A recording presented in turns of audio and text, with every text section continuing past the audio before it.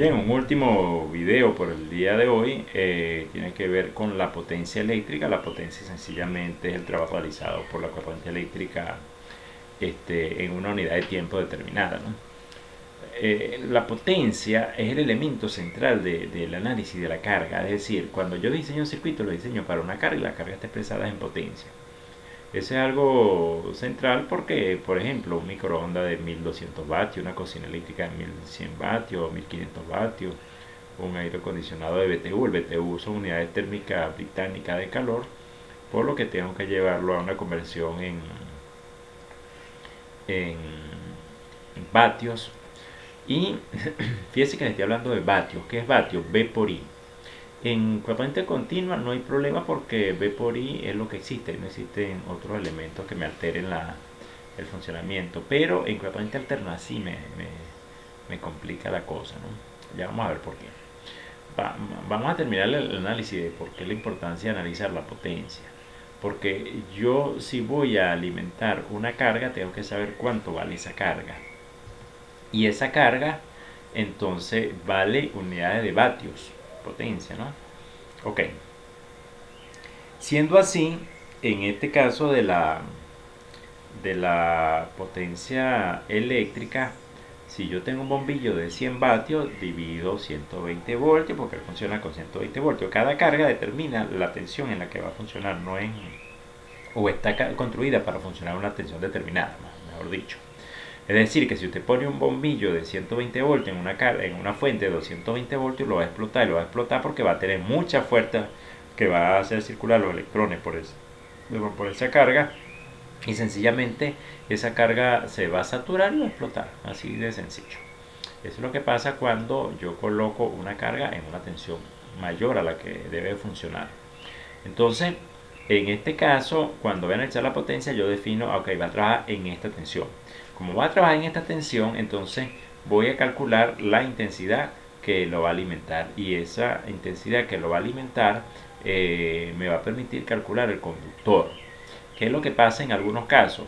Que por ejemplo decimos, bueno, yo voy a calcular una alimentación de un aire acondicionado de 9000 BTU. 9000 BTU en 120 voltios me da 9 amperios. Pero si lo calculo para 220 voltios, el otro modelo de conductor de carga, sencillamente me da 4,5 amperios. Entonces, bueno, ¿cuál de las dos uso? Ambos me sirven para un conductor número 12 que me soporta 20 amperios, así que no tuviera inconveniente con eso. Es decir, no va a tener una corriente tan alta que me vaya a saturar a ese conductor. Y en ambos casos se puede proteger con un breaker de 15 amperios, así que no tengo ningún inconveniente, cualquiera de los dos me puede servir. El problema es cuando empieza a aumentar los valores, que empiezan a saturar, ya los conductores se hacen más grandes y son muchos conductores, ya no me caben en una tubería, tengo que poner tuberías o más tuberías o poner una bandeja de conductores, y entonces empiezan a afectar los costos, y en esos términos se aumenta el valor de tensión porque ya yo tengo la potencia clarificada. Ahora, ¿qué es lo otro que pasa?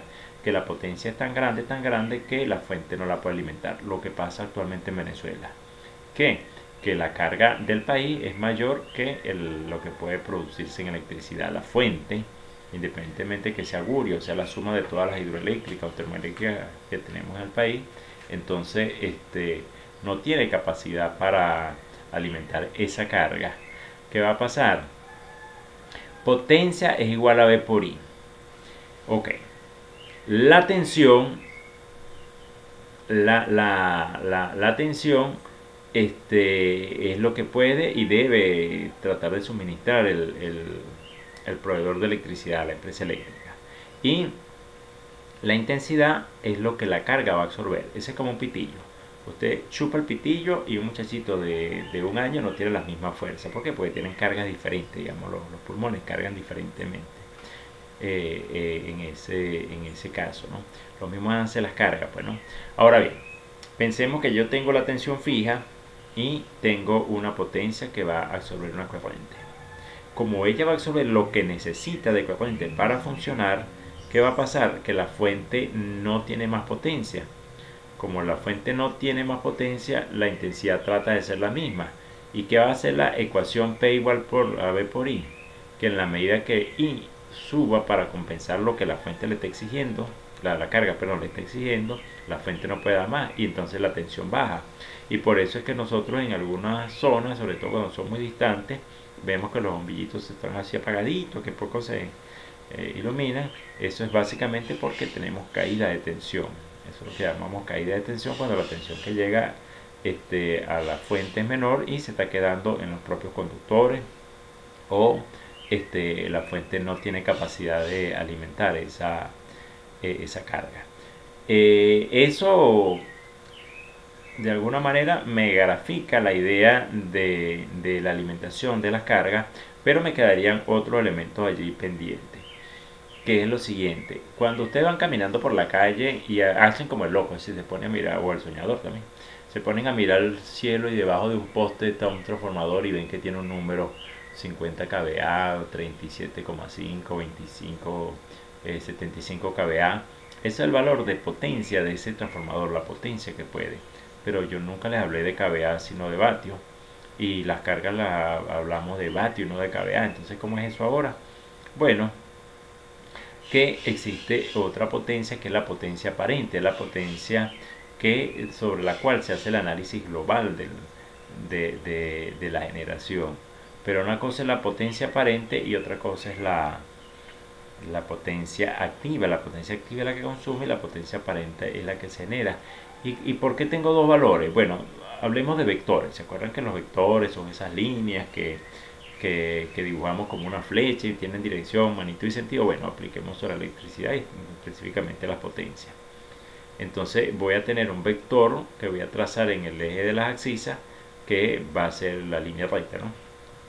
Va a ser la potencia activa, y en el primer cuadrante de un plano cartesiano voy a trazar un ángulo que, no sé, puede ser 30 grados, puede ser 28, puede ser 18, puede ser menos. A 30 grados pensemos, sí, a 30 grados, para no complicarnos tanto, voy a trazar una línea más larga, que es un vector, una hipotenusa de un triángulo que todavía no he cerrado, que se llama potencia aparente. Entonces tengo S potencia aparente, P potencia activa, y ya le puse símbolo a esos dos vectores que he trazado, unidos por supuesto en el eje 0. ¿Y por qué se produce esa separación? Bueno, porque la tensión y la intensidad, ellos tienen un desfasaje, es decir, que un desfasaje que no van en el mismo ritmo. La corriente por lo general se atrasa y tiene un valor negativo con respecto a la tensión, y entonces en esa condición hay un ángulo de desfasaje, y ese ángulo se refleja en las potencias. Ahora, ese ángulo que se llama, que es un factor, un ángulo tita que genera esa separación, lo vamos a analizar con el coseno del ángulo. Me interesa analizar sigo analizando la carga, ¿no? Entonces en este caso voy a analizar el factor de potencia. Ese factor de potencia es el coseno del ángulo que separa esos dos vectores, y en función de ese factor de potencia extiendo mi análisis. Ok. Hay un tercer vector que sería el cateto opuesto a ese ángulo que se formó allí, y lo vamos a llamar potencia reactiva. La potencia reactiva es la potencia que utiliza el circuito para magnetizar, para compensar las cargas negativas del sistema. Y se consume, y por eso les decía, se genera potencia aparente y hay un consumo, pero que no se mide, sino que se mide solamente la potencia activa, es decir, el eje de las abscisas. En esa condición podemos hablar de un triángulo de potencia, lo van a ver ahí en las láminas, donde entonces tengo la potencia activa, la potencia reactiva y la suma de dos, la potencia aparente. ¿Qué es lo que pasa con eso? Bueno, que el proveedor cobra la potencia activa por la unidad de tiempo, que sería energía eléctrica, en kilovatios hora, y mientras tanto está perdiendo la parte de la potencia reactiva, Y cuando eso no se sincera, entonces la empresa eléctrica empieza a tener pérdidas allí. ¿Para qué digo todo esto? Simplemente, aunque no es objeto de estas primeras prácticas, para que cuando analicemos el componente del sistema eléctrico tengamos más claridad sobre las potencias que se generan, lo que pasa con esa administración de energía, y que no es una cosa tan lineal hablar de potencia como V por I, sino que en el plano de complejo, específicamente de las potencias, vamos a tener otros elementos en juego donde ya los elementos trigonométricos, específicamente los senos y los cosenos del ángulo θ, que es el ángulo del desfasaje o la separación entre la intensidad y la tensión, empiezan a afectar el funcionamiento del sistema y obligan a otros cálculos. ¿Que no es objeto del alcance de ustedes? No, por supuesto que no pretendemos que en el curso se hagan análisis de cálculo de complejo de potencia, sino sencillamente para saber que existe y por qué se producen esas variables, porque después vienen los términos sancionatorios perdón, de la empresa eléctrica sobre el consumo indebido de electricidad producto de esos elementos complejos que le acabo de citar. Bueno, con esto creo que es suficiente y pudiéramos sintetizar acá la exposición de los términos de potencia. Bueno, por las vías de siempre se pueden comunicar para aclarar cualquier duda.